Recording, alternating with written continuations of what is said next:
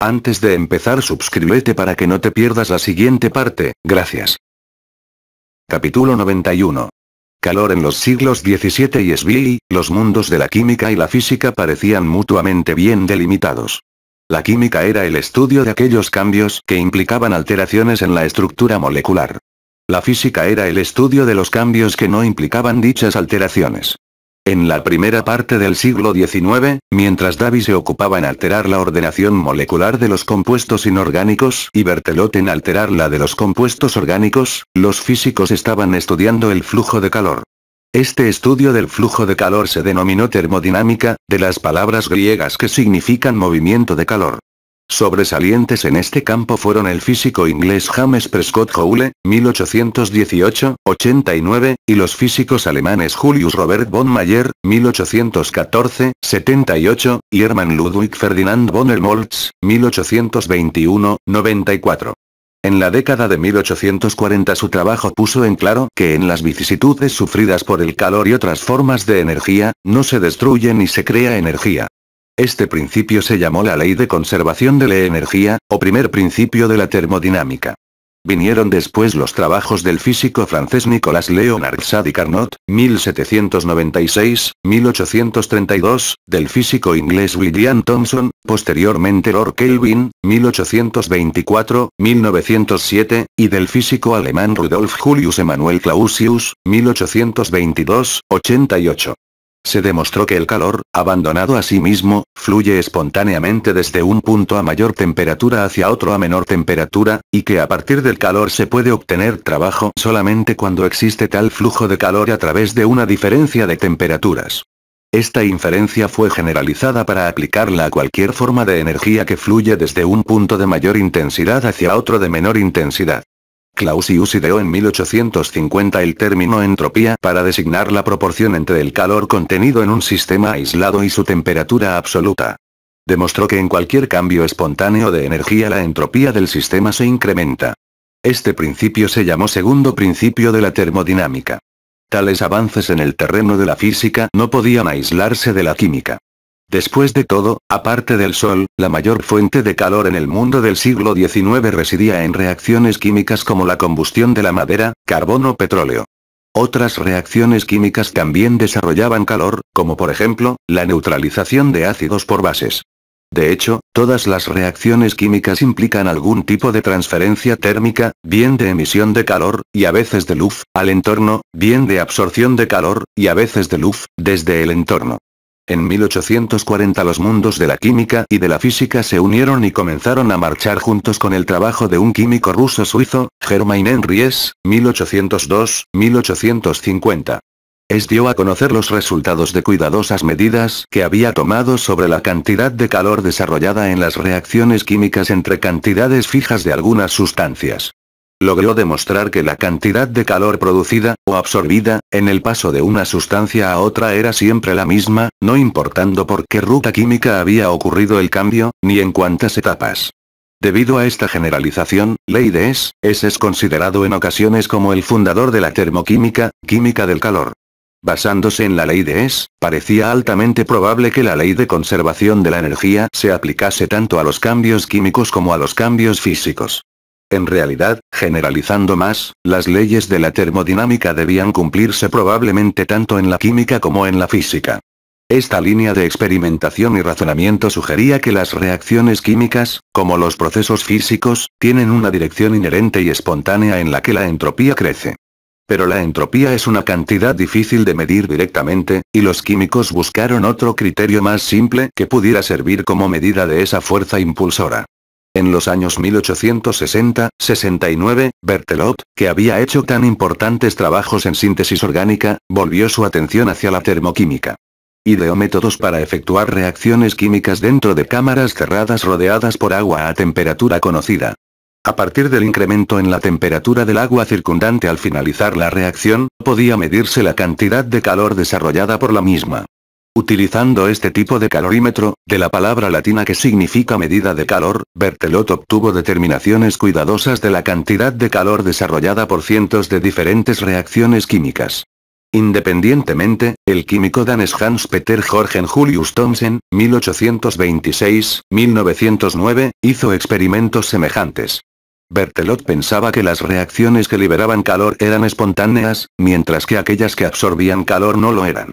Puesto que toda reacción que liberaba calor tenía que absorberlo o al desarrollarse en dirección contraria, Lavoisier y Laplace fueron los primeros en expresar tales opiniones. Cualquier reacción química solo podría ocurrir espontáneamente en una dirección, liberando calor en el proceso. Como ejemplo, digamos que cuando se combinan hidrógeno y oxígeno para formar agua, la reacción libera una gran cantidad de calor. Esta reacción es espontánea, y, una vez iniciada, llega rápidamente a su fin, a veces con violencia explosiva. Por el contrario, la reacción inversa de descomposición del agua en hidrógeno y oxígeno requiere una aportación de energía. La energía puede suministrarse en forma de calor, o mejor aún de electricidad. No obstante, dicha ruptura de la molécula de agua no es espontánea. No parece que ocurra nunca a menos que se suministre energía, e incluso en ese caso la reacción cesa en el momento en que se interrumpe el flujo de energía. Pero aunque la generalización de Berthelot parece plausible a primera vista, es errónea. En primer lugar, no todas las reacciones espontáneas liberan calor. Algunas absorben tanto calor que mientras se llevan a cabo la temperatura del medio ambiente desciende.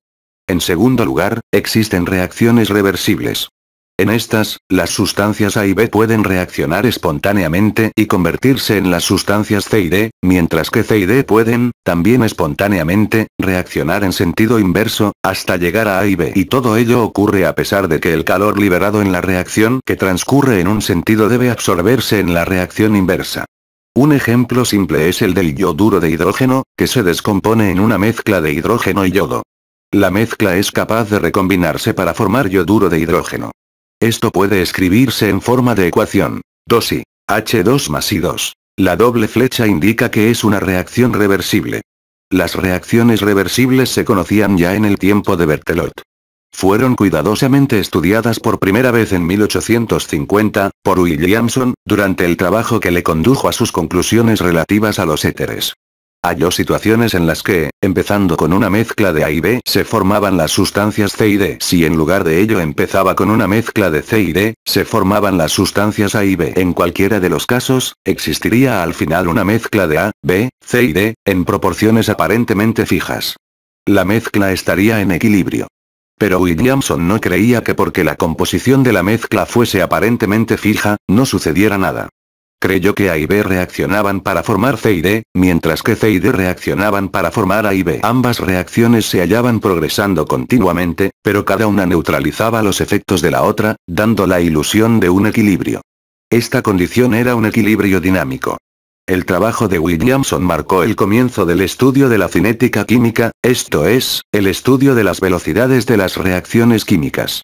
A partir del trabajo de Williamson estaba bastante claro que algo más que la mera evolución del calor dictaba la espontaneidad de una reacción química. Este algo más estaba siendo investigado ya en la época en que Berthelot y Thomsen realizaban sus innumerables mediciones calorimétricas, pero desgraciadamente el tema permaneció enterrado bajo una lengua poco conocida. 2. Termodinámica química. En 1863 los químicos noruegos Cato Maximilian Guldberg, 1836-1902, y Peter Oage, 1833-1900, publicaron un folleto que trataba del sentido de las reacciones espontáneas. Volvían a la sugerencia, hecha medio siglo antes por Berthollet, de que el sentido de una reacción dependía de la masa de las sustancias individuales que tomaban parte en ella. Guldberg y Oage pensaban que la sola masa no constituía toda la respuesta. Más bien era cuestión de la cantidad de masa de una sustancia determinada que se acumulaba en un volumen dado de la mezcla reaccionante, en otras palabras, de la concentración de la sustancia. Supongamos que A y B pueden reaccionar para formar C y D, y que asimismo C y D pueden hacerlo para formar A y B. Esta doble reacción puede representarse de esta forma: A más B, C más D. Tal situación es un ejemplo de una de las reacciones reversibles de Williamson, y llega al equilibrio en unas condiciones en que A, B, C y D se encuentran todas ellas en el sistema. El punto de equilibrio depende de la velocidad a la que reaccionan A y B, velocidad 1, comparada con la velocidad a la que reaccionan C y D, velocidad 2. Supongamos que la velocidad 1 es mucho mayor que la 2. En este caso, A y B reaccionarán rápidamente, produciendo una cantidad considerable de C y D, mientras que C y D reaccionarán lentamente y producirán una cantidad pequeña de A y B. En poco tiempo, la mayor parte de A y B se habrá convertido en C y D, pero no así a la inversa. Cuando la reacción alcance el equilibrio, C y D predominarán en la mezcla. Fijándonos en la ecuación anterior podremos decir que el punto de equilibrio está desplazado hacia la derecha. Lo contrario se cumple cuando la velocidad 2 es mucho mayor que la 1.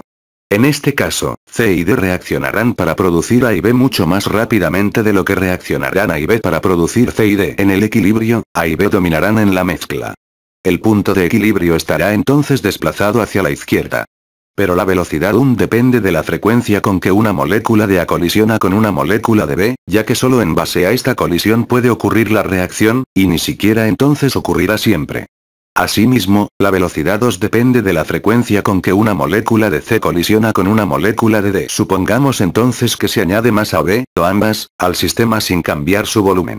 La concentración de A o B, o ambas, ha aumentado, y existe ahora una mayor probabilidad de colisión entre ellas, del mismo modo que existe una mayor probabilidad de colisión de automóviles cuando una autopista está llena a una hora punta que cuando está relativamente vacía a media mañana.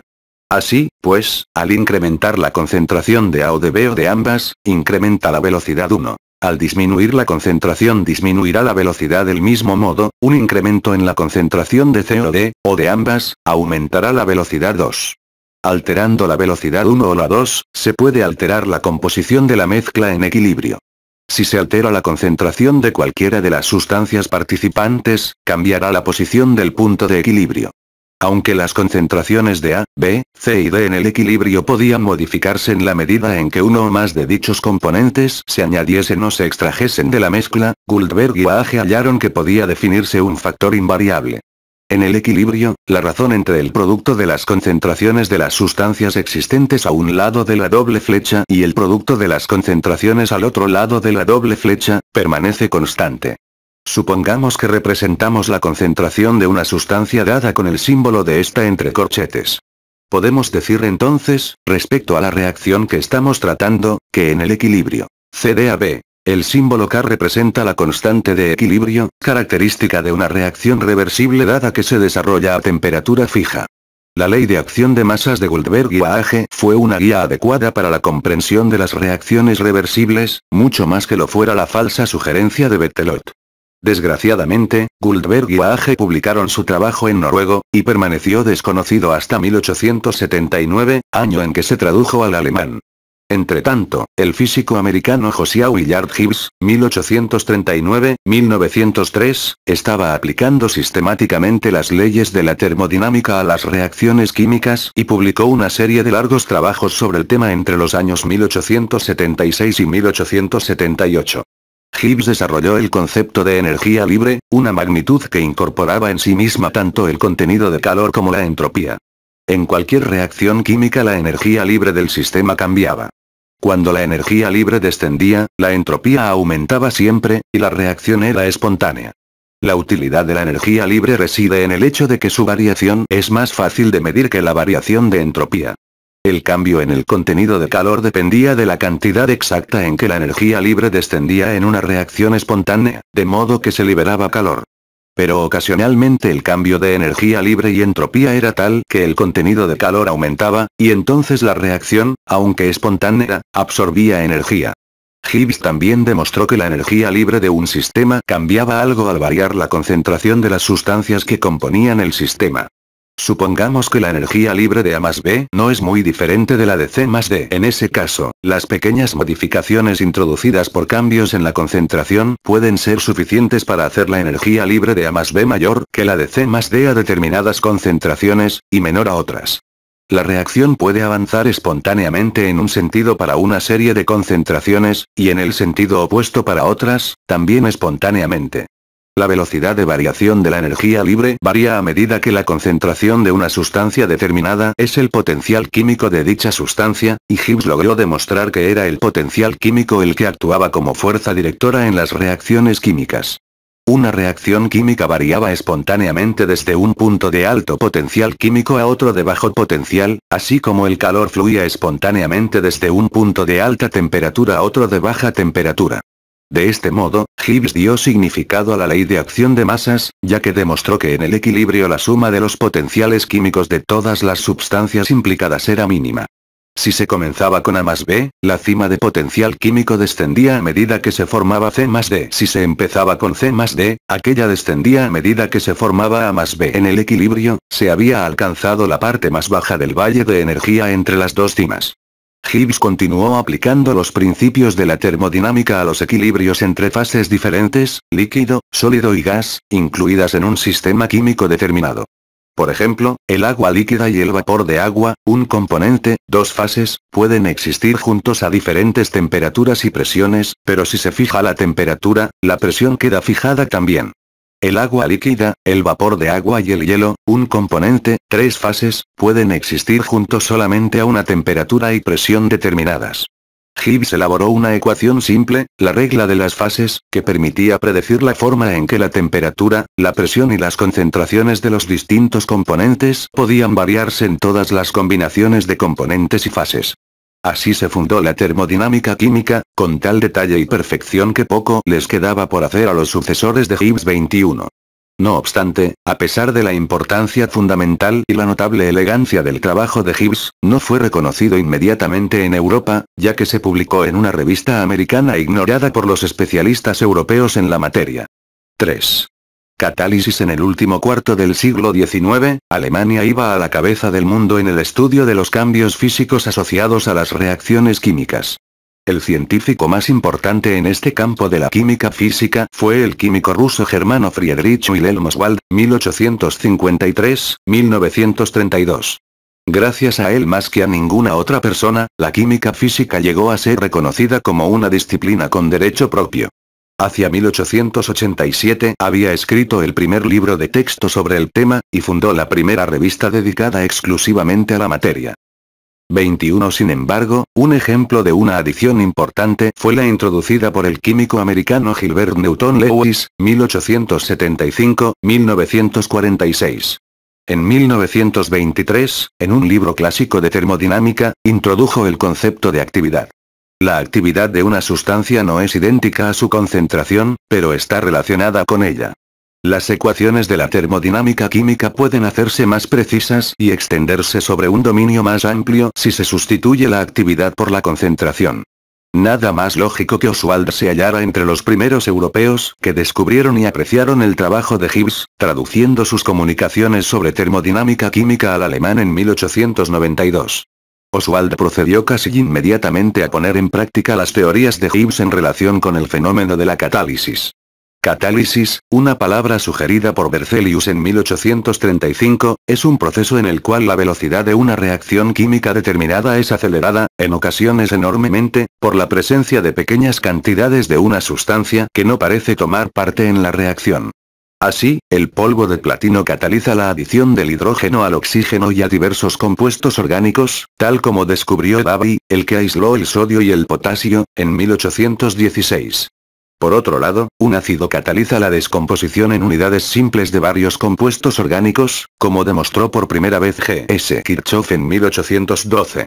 Al final de la reacción, el platino o el ácido están todavía presentes en la cantidad original.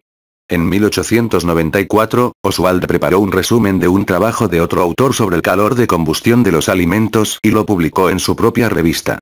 Discrepaba totalmente de las conclusiones del autor, y para reforzar su desacuerdo discutía la catálisis. Apuntaba que las teorías de Gibbs hacían suponer que los catalizadores aceleraban esas reacciones sin alterar las relaciones energéticas de las sustancias implicadas y mantenía que el catalizador debía combinarse con las sustancias reaccionantes para formar un compuesto intermedio que se descomponía, dando el producto final. La ruptura del compuesto intermedio liberaría el catalizador, que recuperaría así su forma original. Sin la presencia de este compuesto intermedio formado con el catalizador, la reacción se produciría mucho más lentamente, a veces tanto que sería imperceptible. Por consiguiente, el efecto del catalizador era acelerar la reacción sin consumirse él mismo. Además, como una misma molécula de catalizador se utilizaba una y otra vez, bastaba con una pequeña cantidad de este para acelerar la reacción de una cantidad muy grande de reaccionantes. Este concepto de la catálisis sigue todavía en pie y ha contribuido a explicar la actividad de los catalizadores proteicos, o enzimas, que controlan las reacciones químicas en los tejidos vivos. 22. Oswald fue un seguidor de los principios del físico y filósofo austríaco Ernst Mach, 1838-1916, quien creía que los científicos debían tratar solo de materias que fuesen directamente mensurables, y no debían crear modelos basados en pruebas indirectas. Por esta razón, Oswald rehusó aceptar la realidad de los átomos, ya que no existían pruebas directas de su existencia. Fue el último científico importante que se resistió a la teoría atómica, aunque no negaba su utilidad, por supuesto. Y aquí hizo su aparición en escena el tema del movimiento browniano.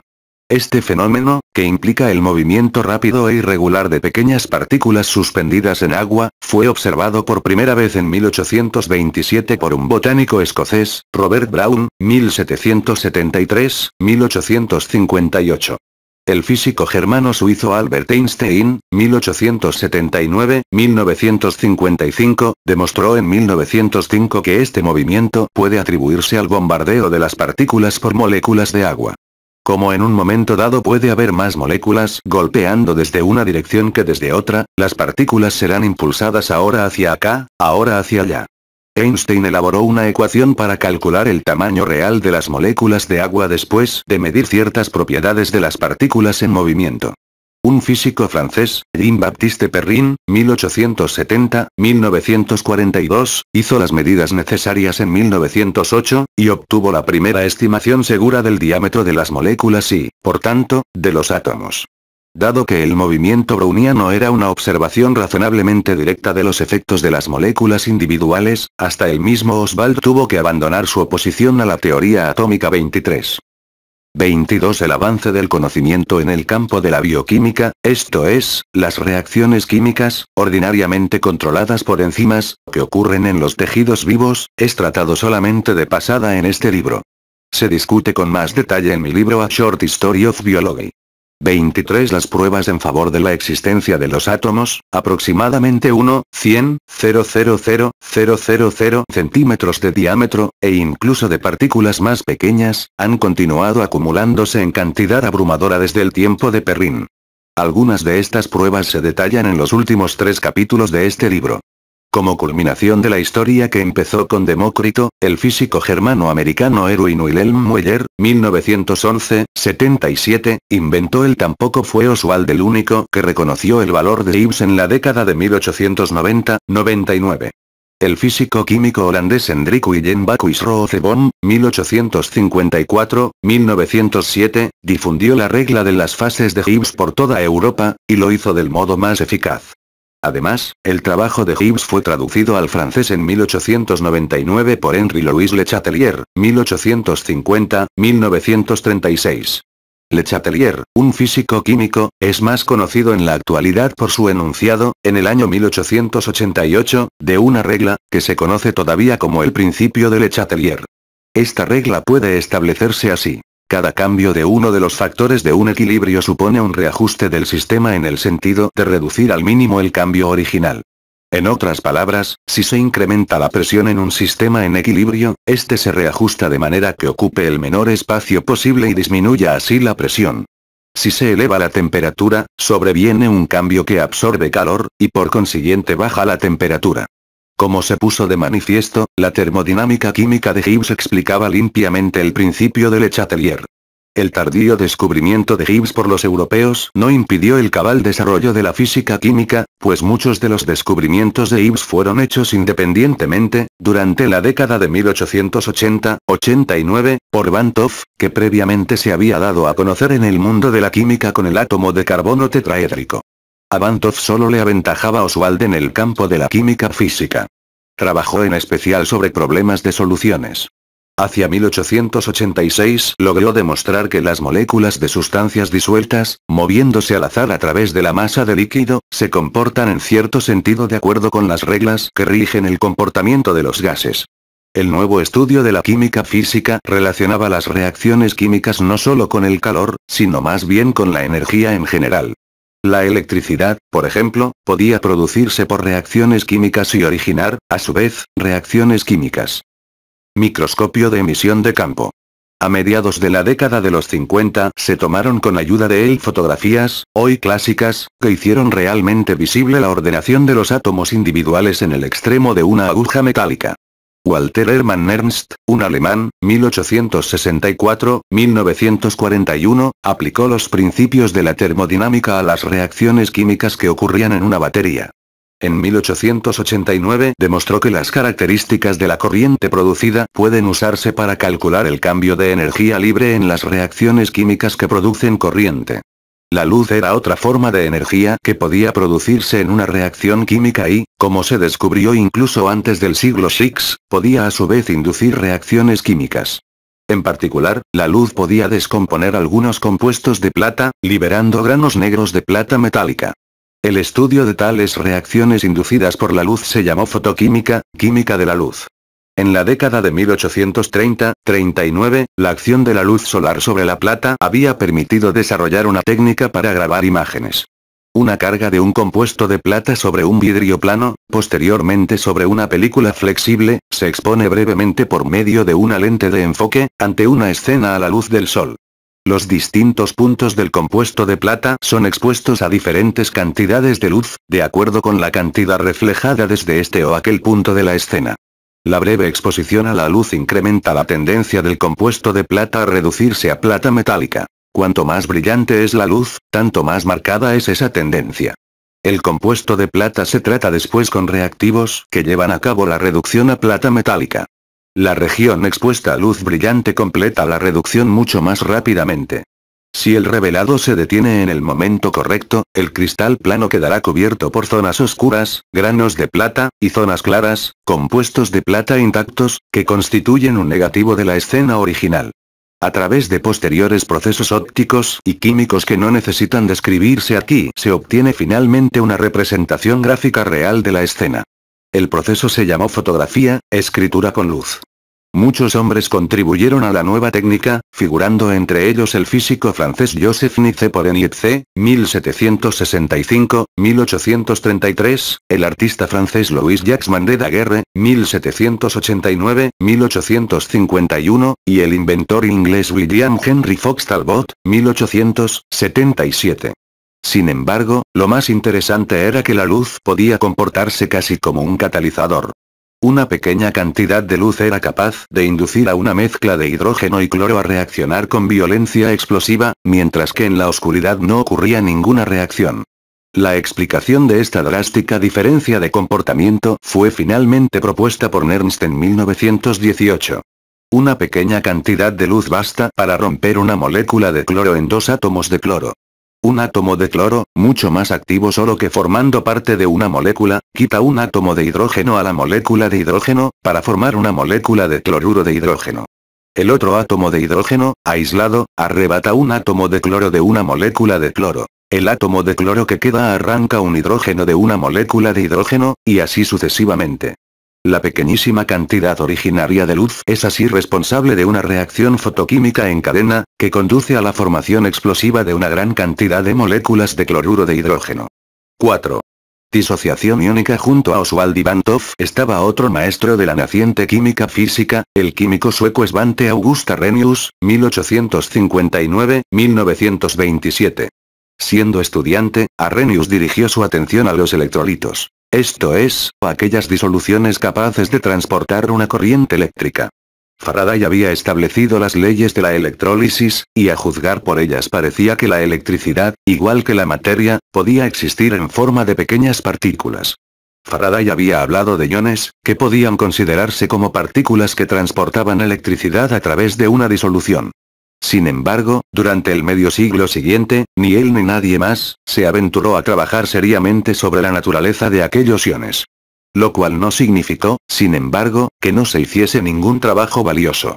En 1853, el físico alemán Johann Wilhelm Mittorf, 1824-1914, señaló que algunos iones viajaban más rápidamente que otros.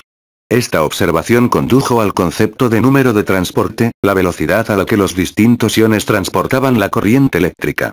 Pero el cálculo de esta velocidad no resolvía la cuestión de la naturaleza de los iones.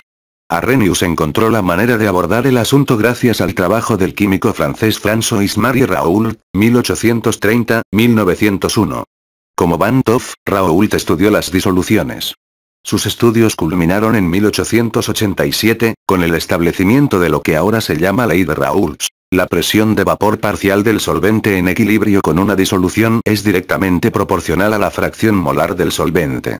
Sin entrar en la definición de fracción molar, baste decir que esta regla permitió estimar el número relativo de partículas, ya fueran átomos, moléculas, o los misteriosos iones, de la sustancia disuelta, el soluto, y del líquido en el que estaba disuelta, el disolvente. En el curso de esta investigación, Raoult había medido los puntos de congelación de las disoluciones. Tales puntos de congelación eran siempre más bajos que el punto de congelación del disolvente puro. Raoult logró mostrar que el punto de congelación descendía en proporción al número de partículas de soluto presentes en la disolución. Pero aquí surgía un problema.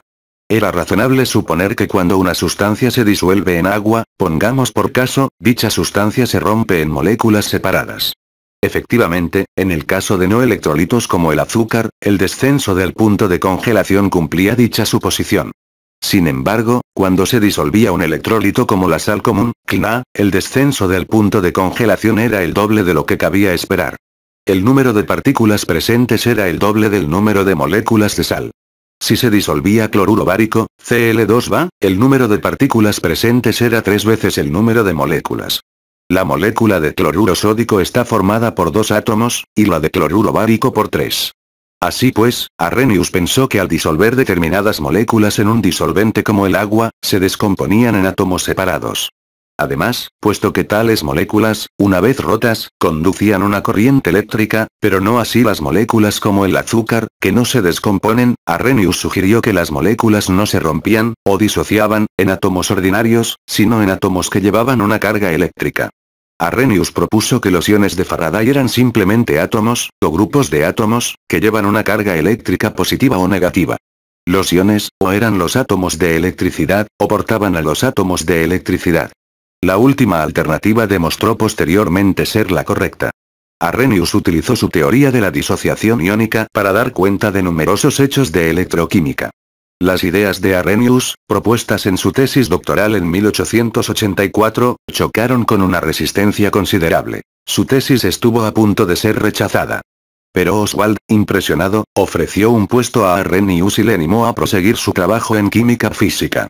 En 1889, Arrhenius hizo otra fructífera sugerencia.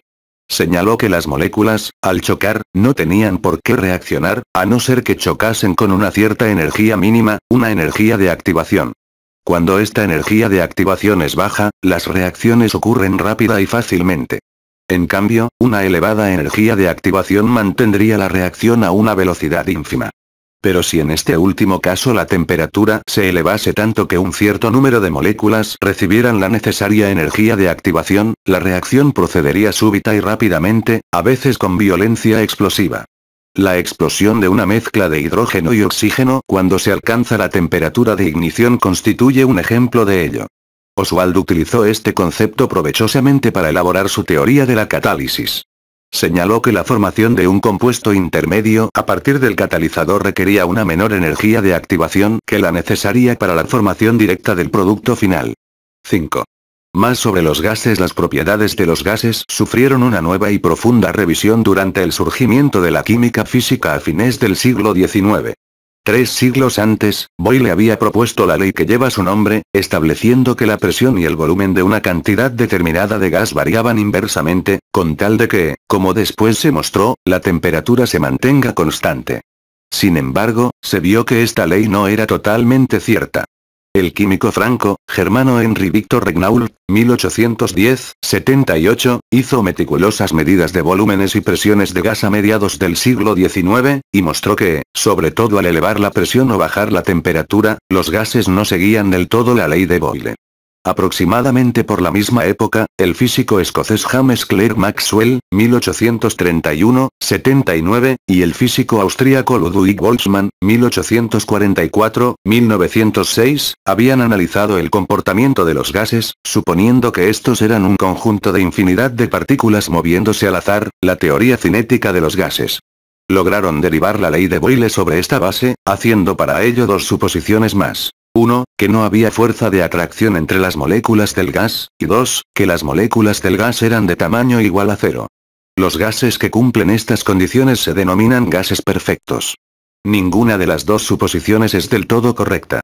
Existen pequeñas atracciones entre las moléculas de un gas, y si bien estas moléculas son enormemente pequeñas, su tamaño no es igual a cero. Por lo tanto, ningún gas real es perfecto, aunque el hidrógeno y el recién descubierto helio casi lo eran. Teniendo en cuenta estos hechos, el físico holandés Johannes Diederik van der Waals, 1837-1923, elaboró en 1873 una ecuación que relacionaba la presión, el volumen y la temperatura de los gases. Esta ecuación incluía dos constantes, A y B, diferentes para cada gas, cuya existencia tomaba debidamente en cuenta el tamaño de las moléculas y las atracciones entre ellas. La mejor comprensión de las propiedades de los gases ayudó a resolver el problema de licuarlos. Ya en 1799 se había licuado el gas amoníaco, enfriándolo bajo presión. Al elevar la presión se eleva la temperatura a la que el gas se licúa, facilitando mucho el proceso. Faraday fue especialmente activo en este campo de investigación, y hacia 1845 había sido capaz de licuar una serie de gases, entre ellos el cloro y el dióxido de azufre. Al liberar un gas licuado de la presión a que está sometido, comienza a evaporarse rápidamente. Sin embargo, el proceso de evaporación absorbe calor, y la temperatura del líquido restante desciende drásticamente. En estas condiciones, el dióxido de carbono líquido se congela, pasando a dióxido de carbono sólido. Mezclando dióxido de carbono sólido con éter, Faraday logró obtener temperaturas de 78º C. Pero había gases como el oxígeno, el nitrógeno, el hidrógeno, el monóxido de carbono y el metano, que se resistían a sus más enconados esfuerzos. Por mucho que elevaba la presión en los experimentos, Faraday no lograba licuarlos. Estas sustancias se llamaron gases permanentes. En la década de 1860-69, el químico irlandés Thomas Andrews, 1813-85, estaba trabajando con dióxido de carbono que había licuado simplemente por presión. Elevando lentamente la temperatura, anotó el modo en que debía incrementarse la presión para mantener el dióxido de carbono en estado líquido. Halló que a una temperatura de 31 C ningún aumento de presión era suficiente. En efecto, a esa temperatura las fases líquida y gaseosa parecían mezclarse, por así decirlo, y resultaban indistinguibles. Por tanto, Andrews sugirió, en 1869, que para cada gas había una temperatura crítica por encima de la cual ningún aumento de presión podía licuarlo. Concluyó que los gases permanentes eran simplemente aquellos cuyas temperaturas críticas eran más bajas que las alcanzadas en los laboratorios. Entretanto, Joule y Thomson, véanse Pax 152 y 153, en sus estudios sobre el calor, habían descubierto que los gases pueden enfriarse a base de dejarlos expandir. Por lo tanto, expandiendo un gas, comprimiéndolo a continuación en condiciones que no le permitan recuperar el calor perdido, expandiéndolo de nuevo, y así una y otra vez, podrían alcanzarse temperaturas muy bajas. Una vez alcanzada una temperatura inferior a la temperatura crítica del gas, la aplicación de presión lo licuaría. Utilizando esta técnica, el físico francés Louis-Paul Cailletet, 1832-1913, y el químico ruso Raoul Pictet, 1846-1929, lograron licuar gases como el oxígeno, nitrógeno y monóxido de carbono en 1877. Sin embargo, el hidrógeno seguía frustrando sus esfuerzos. Como resultado del trabajo de van der Waals, se puso en claro que en el caso del hidrógeno, el efecto Joule-Thomson funcionaría solamente por debajo de una cierta temperatura. Por tanto, había que disminuir su temperatura para poder comenzar el ciclo de expansión y contracción. En la década de 1890-99, el químico escocés James Dewar, 1842-1923, empezó a trabajar sobre el problema. Preparó oxígeno líquido en cantidad y lo almacenó en una botella de Dewar. Este artefacto es un vaso de doble pared con un vacío entre ellas. El vacío no transmite calor por conducción ni por convención, ya que ambos fenómenos requieren la presencia de materia. El calor se transmite a través del vacío solamente por el procedimiento relativamente lento de la radiación. Plateando las paredes de modo que el calor fuese reflejado y no absorbido, Dewar logró retardar el proceso de radiación aún más. Los termos de uso doméstico son simplemente botellas de Dewar provistas de un tapón. Enfriando el hidrógeno a temperatura muy baja por inmersión en oxígeno líquido almacenado en tales botellas y utilizando luego el efecto Joule-Thomson, Dewar produjo hidrógeno líquido en 1898. El hidrógeno se licuó a 20 K, una temperatura solo 20 grados más alta que el cero absoluto 24. Pero este no es, ni con mucho, el punto de licuefacción más bajo. En la misma década habían sido descubiertos los gases inertes, y uno de ellos, el helio, licuó a una temperatura más baja. El físico holandés Eike Kamerlingh-Onnes, 1853-1926, venció el último obstáculo cuando, en 1908, enfrió primero helio en un baño de hidrógeno líquido, aplicando entonces el efecto de Joule-Thomson y consiguiendo helio líquido a una temperatura de cuarto K. 24. El concepto de cero absoluto, la temperatura más baja posible, fue propuesto por Thomson, Lord Kelvin, en 1848. En reconocimiento a esta propuesta, la escala de temperaturas absolutas, basada en la idea de Kelvin, se simboliza como K. En 1905, Nernst demostró que la entropía era igual a cero en el cero absoluto, el tercer principio de la termodinámica. A partir de esto, puede deducirse que es posible acercarse a la temperatura del cero absoluto tanto como se quiera, pero nunca puede alcanzarse en la práctica.